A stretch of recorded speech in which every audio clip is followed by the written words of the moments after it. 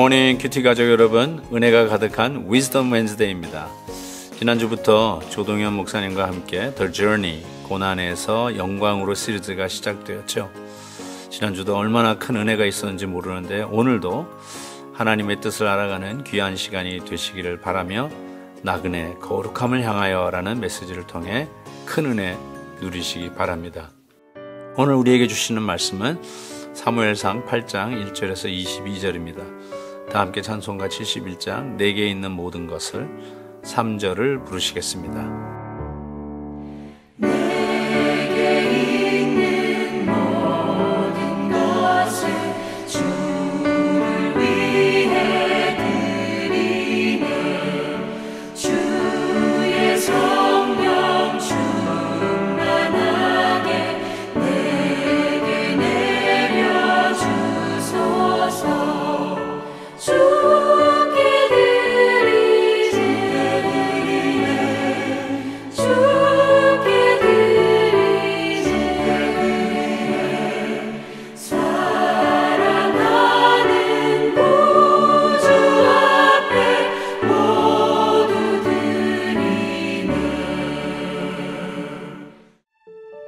사무엘이 늙음에 그의 아들들을 이스라엘 사사로 삼으니 장자의 이름은 요엘이요 자자의 이름은 아비야라.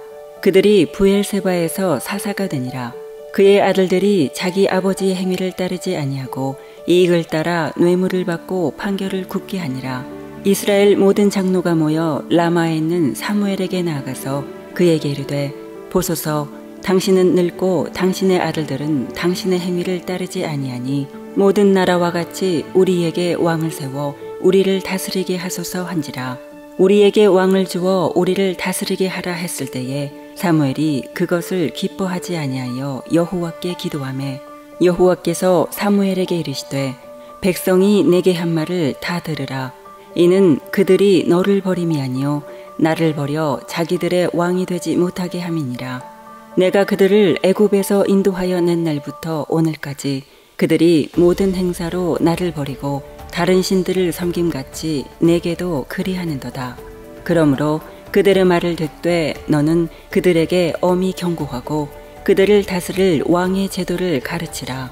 사무엘이 왕을 요구하는 백성에게 여호와의 모든 말씀을 말하여 이르되 너희를 다스릴 왕의 제도는 이러하니라.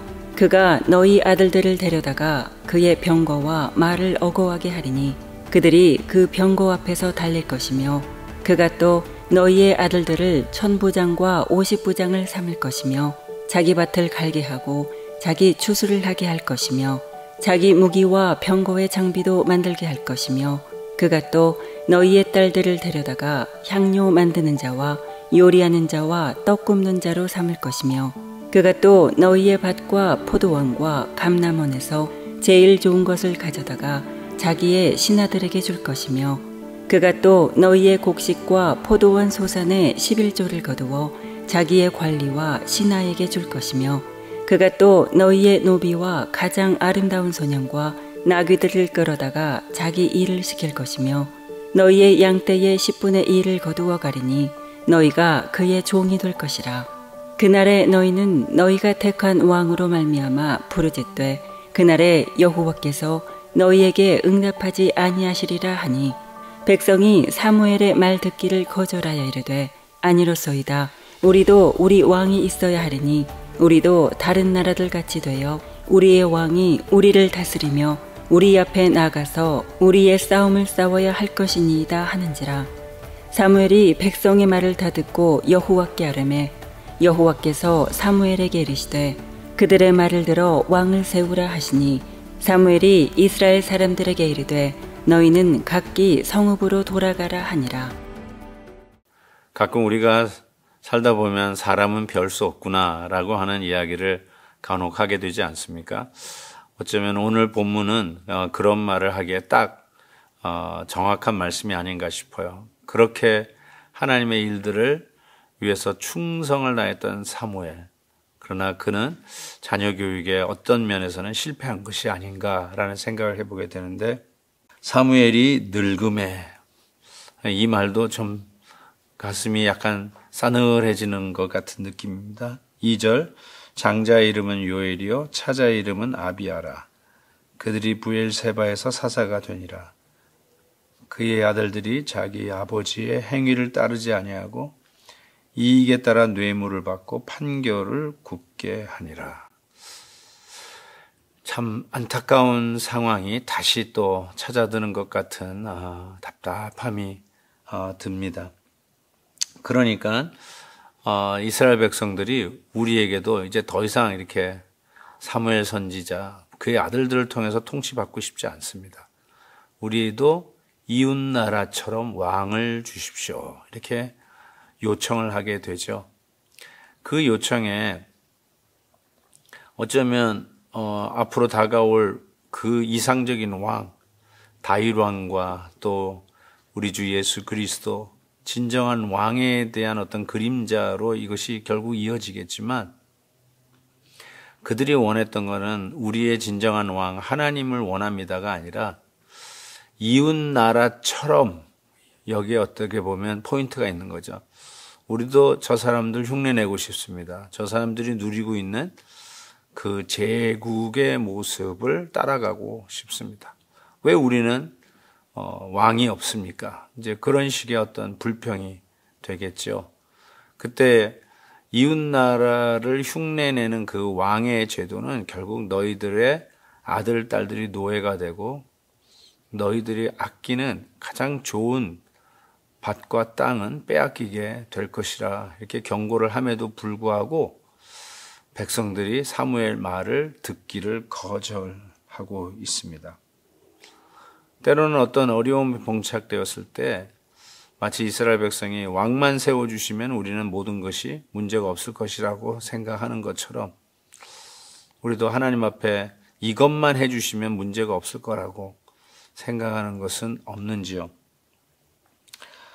오히려 이것만 있으면 내가 될 것 같은데 마치 왕만 있으면 다 될 것 같은데 우리 자녀들이 노예가 되어버리고 우리의 정말 진귀한 것들은 오히려 빼앗기게 되는 그런 낭패를 겪은 경험은 없으신지요?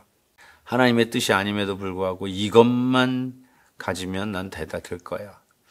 그래서 우리가 그렇게도 많은 요구를 하지 않습니까? 이것만 하시면 우리 가정은, 우리 회사는, 아니 심지어는 우리 교회는 아무 문제가 없을 것 같습니다. 라고 이야기하지 않습니까?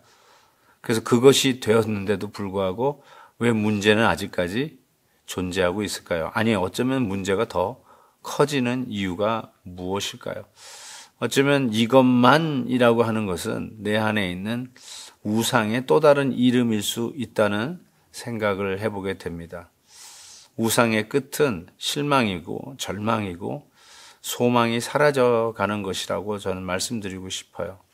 이것만 있으면 다 될 것 같지만 그거 가져도 안 되네라는 결론 속에 절망을 가져다 주는 것이 우상의 정체라고 전 생각합니다.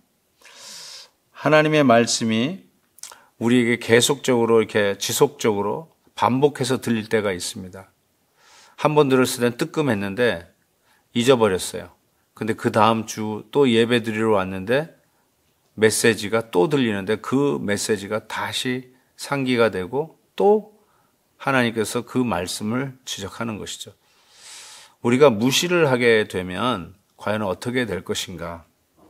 19절에 보니까 백성이 사무엘의 말 듣기를 거절하여 이르되 아니로소이다. 우리도 우리 왕이 있어야 하리니. 참 이런 것 같아요. 하나님 말씀이 아니다 그러면은 그 경고를 받아들여야 됨에도 불구하고 주일 강단을 통해서 때로는 헵시바, 때로는 수요 예배를 통해서 하나님이 우리에게 분명한 소리를 낼 때가 있거든요. 한 번도 아니고 여러 번 우리에게 강조를 하는데 그거를 듣지 아니하면 어떻게 된다고요? 내가 왕만 얻으면 다른 건 들리지도 않는 거죠. 왕만 가질 수 있으면 문제가 해결된다고 하지만 결국 그것 때문에 우리의 자녀들이 팔려가고 나의 진귀한 것들을 빼앗길 수밖에 없는 이런 상황이 전개되어진다는 것이죠.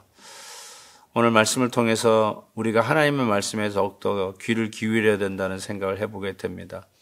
가장 문제는 말씀이 안 들리는 겁니다. 심각한 문제는 이 사회 제도의 문제가 아닙니다. 저 타락한 정치인 때문에 생기는 문제가 아닙니다. 내가 말씀을 듣지 못하는 내 영혼이 말라가고 죽어가는데도 그걸 깨닫지 못하고 나는 괜찮다라고 생각하며 하루하루 살아가는 거, 이게 가장 큰 문제입니다. 사랑하는 우리 큐티인 가족 여러분, 오늘도 그래서 우리는 늘 겸손하게 어린아이와 같이 말씀 앞에 마음의 문을 활짝 열고 귀 있는 자는 들을지어다, 정말로 말씀 듣는 귀를 가지고 그 말씀을 나의 삶 속에 하나하나 적용하면서 말씀의 인도함을 받아야 되리라고 믿습니다. 오늘도 그 말씀이 승리할 것을 믿습니다. 하나님 아버지 감사합니다.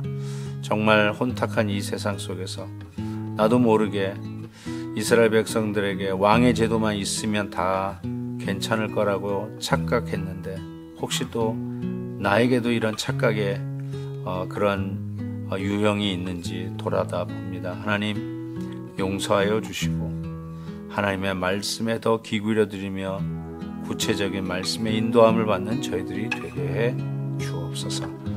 예수님의 이름으로 기도하옵나이다. 아멘. 내일 또 뵙겠습니다.